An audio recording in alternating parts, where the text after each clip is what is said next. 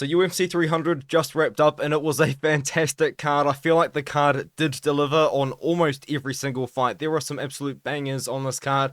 There were some fantastic performances on this card, which are going to be deserving of 300,000 because this was, in my opinion, one of the best cards that I've ever seen. There were some of the best fights that I've ever seen on the card as well. So I'm going to break down the whole card as it was, kind of doing a full card review. But then later on, I'm actually going to do a video of who I think that the fighters on this card should fight next. And I'm going to do the whole card, including the losers. So I'm kind of looking forward to that. But let's just start talking about it. I'm going to start talking about the first fight of the night. I was live for a bit of the card, but then I started to get a little bit unwell, so I stopped streaming. But I was live for this card. Garbrandt looked good, man. So it was Figgy versus Garbrandt, obviously, and Garbrandt looked good in the first round. He was looking fast. He was landing big on Figgy. I noticed that he was landing quite a lot of kicks, and he was landing like a lot of hooks as well. The boxing was looking smooth from Garbrandt, but then in the second round, Figgy, I guess, kind of realized that he wasn't going to be able to win a striking matchup with Garbrandt. He ended up getting the takedown, ended up getting a couple different submission attempts. I believe an arm triangle was in at some point, but then it ended up turning into the rear naked choke, which is how we got the finish. And Cody Garbrandt tapped relatively quickly to the rear naked choke, considering he fought so well in previous submission attempts. So, yeah, a little bit unfortunate for Cody because I thought he looked really good in this fight. I thought he had a fantastic performance, and I was saying in the first round that, man, like, people that picked Cody, they saw something that I didn't, and then Figgy goes out there and gets the submission, defeats Cody Garbrandt. That's a really good win for Figgy to have on his record. I know Cody was unranked and hasn't looked to the best in the previous, but he still is an elite fighter. That's an elite win for Figgy. He called for a title shot. I don't think he's going to get one, but I'll talk about who he should fight next in a future video.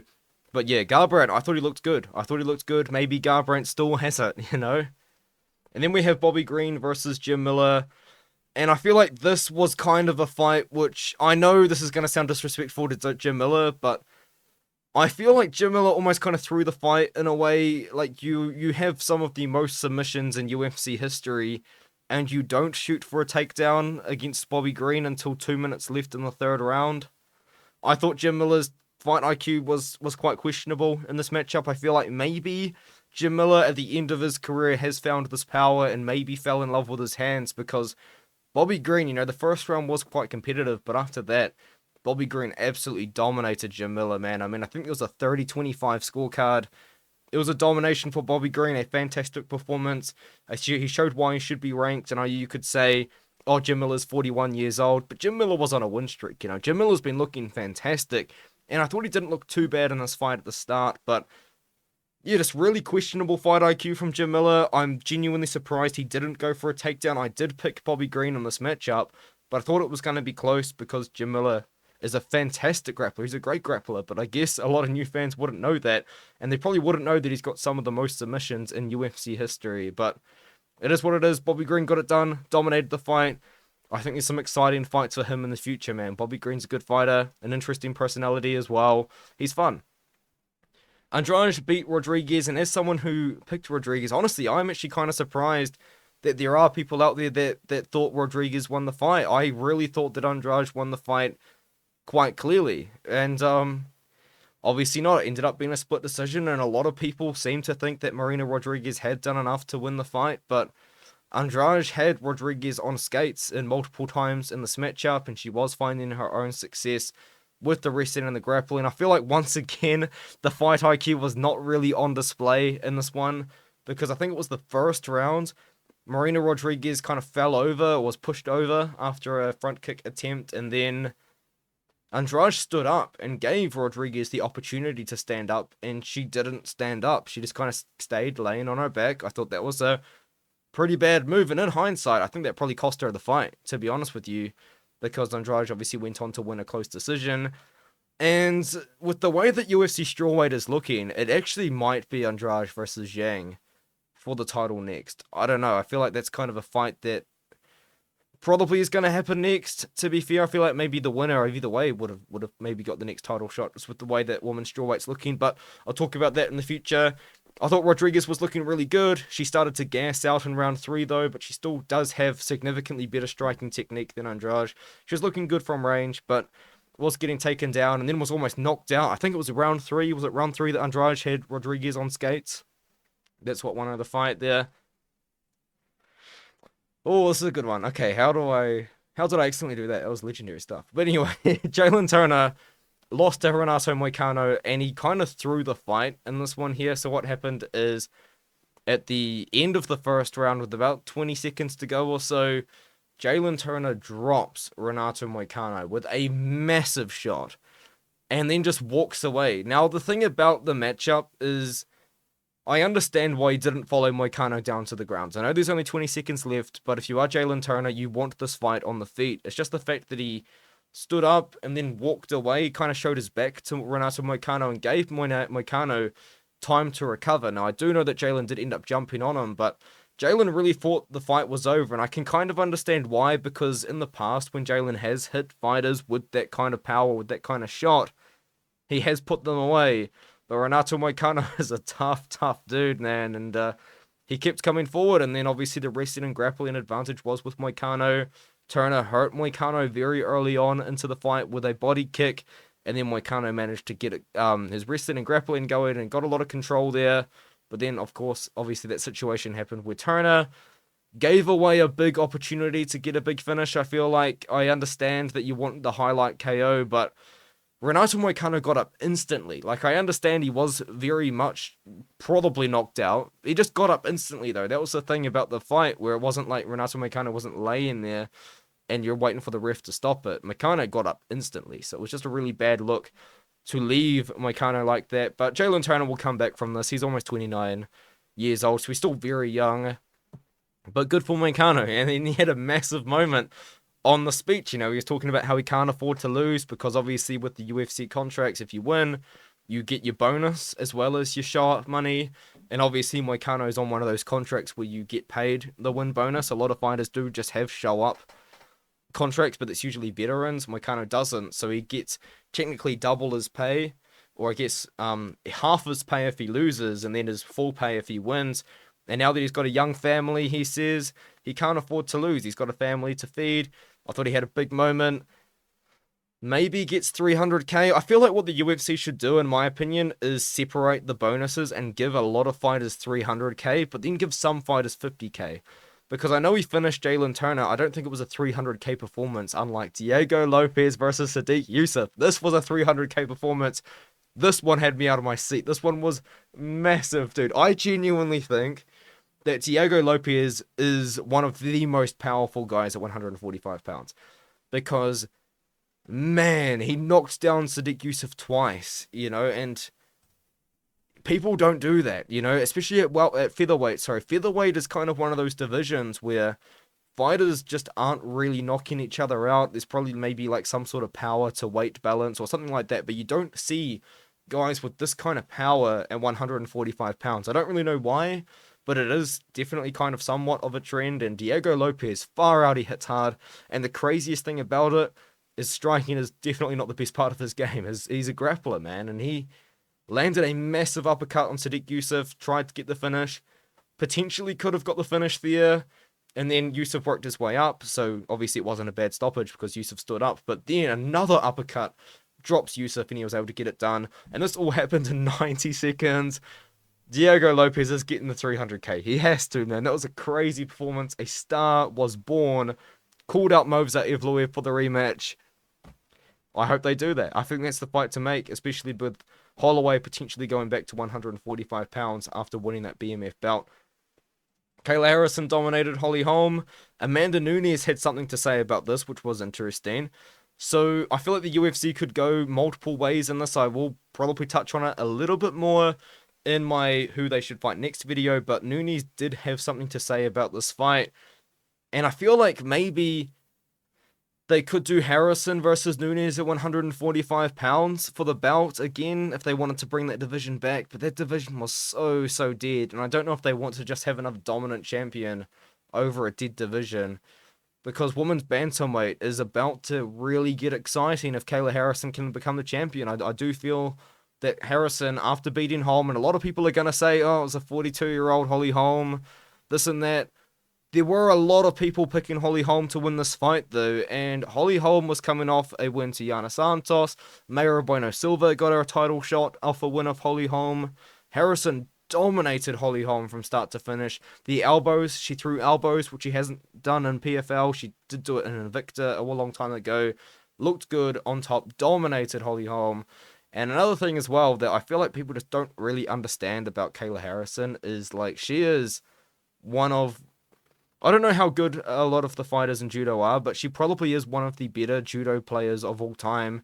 Two-time Olympic gold medalist, multiple-time junior champion. A lot of people look at Kayla Harrison and they see her muscles and all that, but Kayla Harrison has been winning world titles since, I believe, 2007 when she won some junior titles in judo. So I feel like working on judo for, 20 years is probably going to give you a pretty big muscle. So I think a lot of people are being a little bit toxic about Harrison's appearance and all that, but I don't know. At the end of the day, I mean, Harrison looked good. She looked good at 135 as well. I feel like that was a kind of a big talking point, was Harrison was coming down from 155.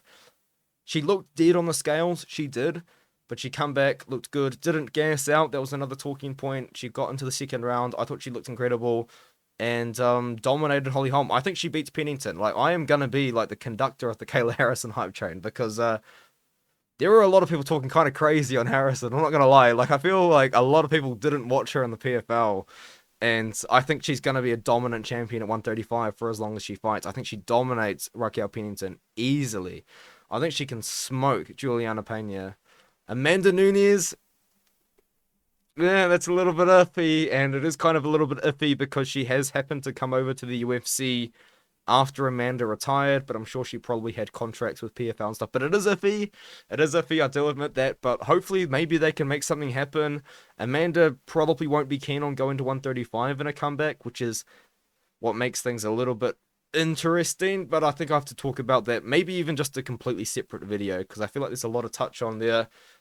Aljamain Sterling versus Calvin Kattar happened, or Calvin Kattar happened, and this was a forgettable fight. I mean, Aljamain won, dominated with the wrestling, which I guess is kind of cool because there were a lot of people out there that were pointing out the fact that Aljamain Sterling shoots a lot of takedowns and doesn't get them. I think his overall career percentage of takedowns landed versus attempted is like 24%, which is pretty bad. But he dominated Kattar with the wrestling, absolutely dominated him. Another thing I want to say as well is Calvin Kattar, I feel like he didn't do anything. Like, he wasn't really throwing strikes on the feet. It looked weird. It almost looked like he was scared of Aljamain Sterling. I know he was coming back off a leg injury, but once again, a lot of people were picking Calvin Kattar, and I feel like a lot of people got disappointed with his performance. I was disappointed overall. This fight was boring. This was the worst fight on the card, in my opinion. It sucked. It was really boring. It sucked. Anyway, let's move on. Yuri Prochazka versus Alexander Rakic may be a controversial take. This was my fight of the night. I think this was the best fight of the night. This was one of the best fights I've ever seen. I mean, I loved this fight. It was so fun. I am just going to check the UFC page to see what they gave the bonuses to, so I can maybe do a live reaction as I do it. But I don't think they've given out any bonuses yet. But this was my fight of the night. This was so fun. I mean, Yuri Prochazka was blocking punches with his face. Alexander Rakic was landing flush shots on Yuri, and Yuri would just kind of stick his chin out there and then like nod at him and like smile at him and like frown at him and give him faces. It was actually kind of crazy, to be honest with you. Like, it was an incredible fight, and Rakic was beating Yuri up, man. Like, the leg kicks were going, and Joe Rogan was getting a wet spot in his pants because he loves leg kicks, man. And the funniest thing is, I think DC was doing this unintentionally. DC was egging on the leg kick talk for Joe Rogan as well. Like, he was like supporting it. I think John Anik lost brain cells on commentary today, because one thing was very clear from the last event and this one: Joe Rogan, he doesn't talk about anything other than he just doesn't. And DC, I feel like there was maybe a collective like 10 brain cells on that commentary jest, and I think John Anik had 9 of them. It was incredible stuff. But anyway, aside from that, a lot of leg kicks. Yuri ate a lot of leg kicks in that fight. Ate a lot of clean shots from Rakic as well. Like, Rakic was landing clean on him and was having a really, really good performance. Wasn't going to the wrestling, which was a little bit interesting, as I kind of did hope. I mean, I picked Yuri. I picked Yuri. I don't know why I'm saying I hoped it, but I feel like a lot of people that were picking Rakic probably hoped that he was going to go to the wrestling, and he didn't. So that was a little bit disappointing maybe for a lot of Rakic fans and Rakic supporters out there, but we got an absolute war, and in the second round, that's when it started to get crazy, because they started throwing down, and Rakic started kind of buying into Yuri's style of fight, and eventually he got caught, but these guys were just landing absolute bombs. And to be fair, maybe the fight went on a little bit longer than it should have with that stoppage, because Yuri had Rakic on skates for a long time. But the thing is, Rakic just kept recovering, and then he would throw back and he would land big on Prohajka, even though he looked like he was half unconscious. And then Yuri would just kind of keep beating him up. Like, it was crazy, to be honest with you. It was it was crazy. And then obviously towards the very end, I think Yuri ended up on top and just landed a lot of ground and pound. But once again, Rakic just kept moving, so it was kind of awkward for the ref to stop it, because this is UFC 300. There's a title shot on the line, most likely. Like, there was a lot on the line for this fight, and I'm sure the ref probably didn't want to get too involved, but that's how it went. Yuri ended up getting the finish. It was an absolute war, an absolute banger. I loved it. This fight proved that it should have been on the prelims. Yeah, like, it was a dominant performance from Bo Nickel, but once again, I don't know, he's a minus 1600 favorite, and he took Cody Brundage to the second round. I didn't think he looked incredible in this matchup. Like, don't get me wrong, once again, absolutely dominated Cody Brundage without any issues, really. I mean, Brundage did pretty well at the start, and in moments to reverse some wrestling attempts, and then defended a couple takedowns and was able to stand up, and didn't make Bo Nickel look like the dominant force that he's looked in the UFC so far. But yeah, this one really should have been on the prelims, man. I feel like it was definitely wasted a main card spot, and it was kind of rough going into this one after seeing Yuri versus Rakic, and that wasn't on the main card. But Bo got his moment. He looked dejected on the mic, though. Like, he looked like he was really disappointed in himself on the mic, which is kind of crazy, because he did dominate the fight. But I do think his stock goes down in this one here, because Cody, like, he never really looked like he was going to win the fight. But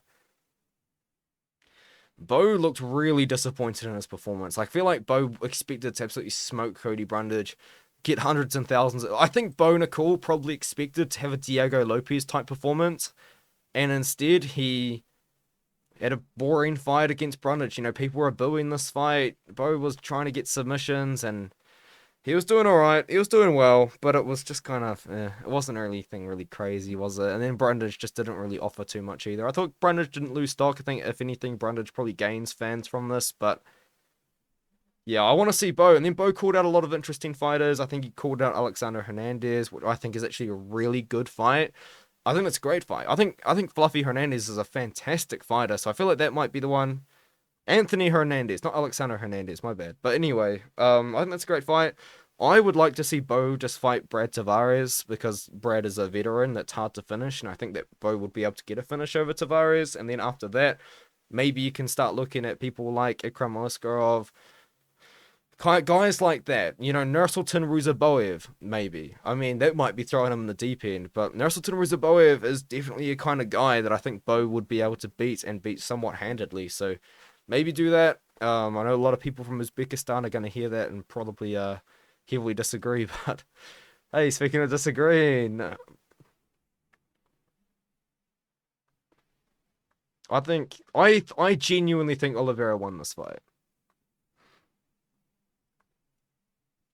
I think Oliveira won the first round. He had the guillotine in. Nearly finished the fight in the first round. Really hurt Armin in the first round. I thought he won the first round. And then the second round, Armin definitely won, because he dominated in top control.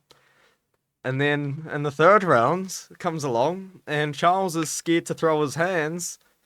But Armin didn't really do anything with his hands either. So I would say that Charles was landing the better shots in the third round. And then Armin controls on top for a lot of the fight, but doesn't really do that much damage in round 3. And then for 40 seconds, in the last 40 seconds of the fight, Charles Oliveira has a choke in on Arman Tsarukyan. And I know people on Twitter are saying that flattening yourself out is a way to defend yourself against that choke.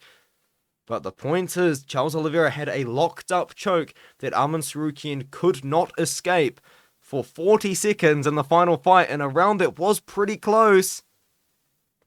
I mean, Arman, I just don't understand how you can give Arman 2 rounds. It's just anyway, let's move on. Max Holloway versus Justin Gaethje. I'll be honest, I was on a low after that Charles Oliveira fight. I was seeing demons. Okay, looks like performance. Wait, it's got fight of the night? No, it didn't. Did it really? No, it didn't. That's no way. Well, okay, UFC hasn't posted yet, so I'd assume it hasn't yet. I was just about to say... Hold on, let's have a look. Has it been posted? Damn. I was just about to say, I was on a big low from the Charles Oliveira fight, and I remember seeing people saying that this was one of the best fights they've ever seen. I thought that the fight wasn't that fun, you know, and for a BMF bout, like, Holloway looked like he was feeling bad for Justin Gaethje at times, and it wasn't like a war, you know, like, I know, like, I didn't think this fight was that great. I didn't think it was the fight of the night. I thought Yuri versus Alexander Rakic was significantly more fun. Don't get me wrong, the last 10 seconds of that fight are probably the best 10 seconds of UFC history, and Max Holloway's finish is probably one of the most, or if not the greatest moment in UFC history, absolutely slumping Justin Gaethje at the end of the fight. But I felt like the whole fight until that moment wasn't that good, and I don't think it was a fight of the night kind of fight, you know, and I feel like, once again, the fight IQ of Justin Gaethje kind of let us down. I did pick Gaethje, but a lot of people are on Holloway, and I feel like Holloway now winning makes things very interesting, because maybe, does he get a title shot at 145 pounds for this? You know, he did beat Chan Sung Jung. I think he got a win against Arnold Allen. Was that before that as well? So yeah, I guess you could say you could fight Ilia Pereira, but this didn't get fight of the night over Yuri versus Rakic, did I thought it was, like, for a BMF fight, I thought it was a little bit disappointing, because it's, in the fight, it looked like Max Holloway was starting to feel bad for Justin Gaethje. He was giving him sympathy. I don't know if that's really what the BMF is all about, but it is what it is. But what the BMF is all about is the last 10 seconds of the fight, and that was fantastic. I mean, Holloway dropped him, but I'm going to be honest with you guys. That's my bed. This is my bedroom. In the third round, I started laying down in that bed, and then I just happened to look at the fight in the last 20 seconds, and I got to see the moment. But I was not that entertained by this fight. I don't know, man. Maybe it was because I was a low from Charles Oliveira fight, but I need to go and watch it back.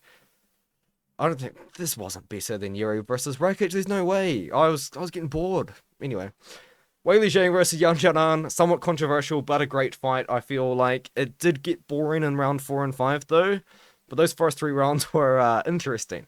The first round happens. Weili Zhang pretty much subs Yan Xiaonan, and she is out. And she didn't tap, and then she wakes up, literally wakes up after the bell rang. But I feel like even then, if the ref did stop it, it would have been somewhat controversial, because I feel like Zhang did hold on to the choke for a little bit longer after the bell rang. But Yan Xiaonan wakes up, doesn't know where she is. The ref points her in the right direction. The key is, though, she didn't get assistance to stand up, because if the ref or a cornerman helped her stand up, then it would have to be a TKO stoppage. Yan got up and she did walk to her corner by herself. So it wasn't a TKO stoppage or a sub for Zhang there.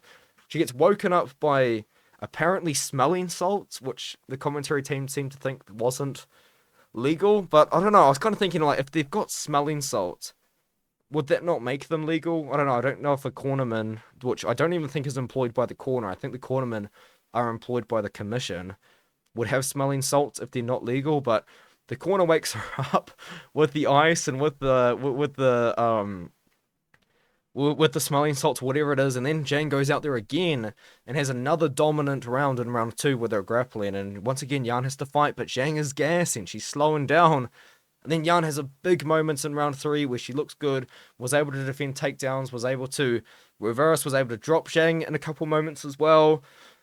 And it really started to look like Yan Xiaonan was about to mount a comeback and was potentially about to have her own Leon Edwards moment, but Weili Zhang was able to keep it competitive in round 4, and then in round 5, it looked like maybe Yan Xiaonan had nothing left, and couldn't stop what Jang was offering, so she ended up winning the 5th round and the fight.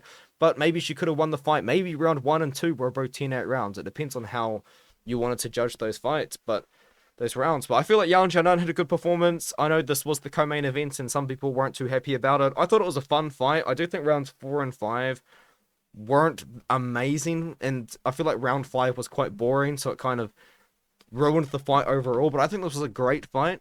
I think it was fantastic. I thought it was fun. I enjoyed it. Weili Zhang, though, now that she's beaten Yang Jianan, I don't think that there's anyone at women's 115 that can beat her now, to be honest with you. I think she's probably the best strawweight in the world. I mean, who else really is there for her? I mean, like, Rose Namajunas rematch would be cool. Tatiana Suarez is fighting at 125 now, if I'm not mistaken.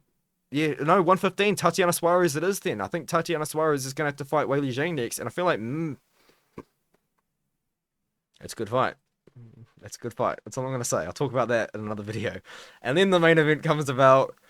This one was kind of big for me, in a way, because I was a lot more confident in Alex Pereira than I was letting on. And I know it's kind of pretty, like, it's pretty low to say that after the fact, but I really felt like, and I think I said this in my breakdown, or at least I hope I said this in the breakdown, I really felt like this was going to be a striking matchup, and I genuinely believed that Alex Pereira was the better striker in a striking matchup, and a lot of people liked Hill, though, because, I don't know, I don't understand, like, because there were people out there with thousands of dollars on Hill, and there are so many people picking Jamal Hill, and a lot of people predicting fights that I do respect and that I do see as other fantastic creators in the space picking Jamal Hill, and I didn't really see it, and the guys at We Want Picks, like Angelo and Jacob, also didn't really see it, but I was a little bit nervous. I really was, because I was like, man, like, everyone's picking Hill, and I just don't see it. I really felt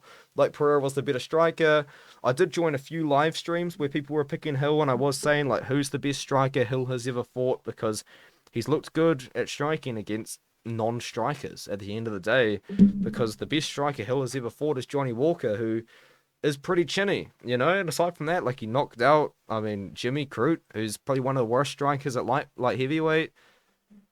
But yeah, Hill goes out there. It kind of did look like maybe Hill did take this on short notice, I will be honest, so maybe you can put an asterisk on it for that. I don't think you can, because I think that Pereira looked great. He didn't really do much, did he? He's kind of jabbed the body of Hill, but what I was getting to was Hill had a big belly on him, man. Like, I know it's pretty rich for me to say that Hill's belly was sticking out over his shorts. It was it was bouncing up and down when he was moving. Like, he had a big belly on him for 205 pounds, you know, like, usually it's heavyweights that have the extra weight, not these guys, but yeah, and then Hill, so the whole time Pereira was just kind of jabbing the body, and one thing I will say about Pereira's jab to the body is he was ducking into it, so I was thinking, man, like, you're telegraphing it a little bit, or at least maybe if Jamal Hill thinks that a jab to the body is coming, he's going to throw a knee or an uppercut or something like that, but that never comes, and then Alex Pereira kind of looked like he figured out the range very early into the fight. Like, he was throwing, and Hill wasn't able to hit him.